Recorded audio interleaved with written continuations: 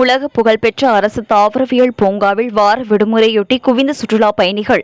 பூங்காவில் கடிகாரம் மற்றும் மலர் அருவி அலங்காரத்தை கண்டு ரசித்து செல்லும் சுற்றுலா பயணிகள். மலைகளின் அரசு என்று அழைக்கப்படும் நீலகிரி மாவட்டம் உலக சுற்றுலா வரைபடத்தில் இடம்பெற்றுள்ள மாவட்டமாகும்.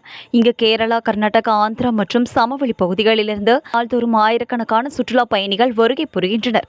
குறிப்பாக உதகையில் உள்ள உலக புகழ்பெற்ற அரசு தாவரவியல் பூங்கா, ரோஜா பூங்கா, படகு இல்லம், தொட்டபெட்டா சிகரம் உள்ளிட்ட பல்வேறு சுற்றுலா தலங்களை கண்டு ரசித்து செல்கின்றனர். இந்நிலையில் வார விடுமுறையொட்டி இன்று உலக புகழ்பெற்ற அரசு தாவரவியல் பூங்காவில் சுற்றுலா பயணிகளின் கூட்டம் அதிகரித்து காணப்பட்டது. குறிப்பாக இங்கு குளிர்ந்த காற்றுடன் இதமான காலநிலையை அனுபவித்தவாறு வானுயர்ந்த மரங்களையும் இயற்கை காட்சிகளையும் கண்டு ரசித்ததோடு பூங்காவில் உள்ள கண்ணாடி மாளிகையில் பூத்துள்ள மலர்களை கண்டு செல்ஃபி மற்றும் புகைப்படம் எடுத்து மகிழ்ந்தனர். மேலும் பூங்காவிற்கு வரும் சுற்றுலா பயணிகளை கவரும் வகையில் கடிகாரம் மற்றும் மலர் அருவிகளை பூங்கா நிர்வாகம் காட்சிப்படுத்தியுள்ளது.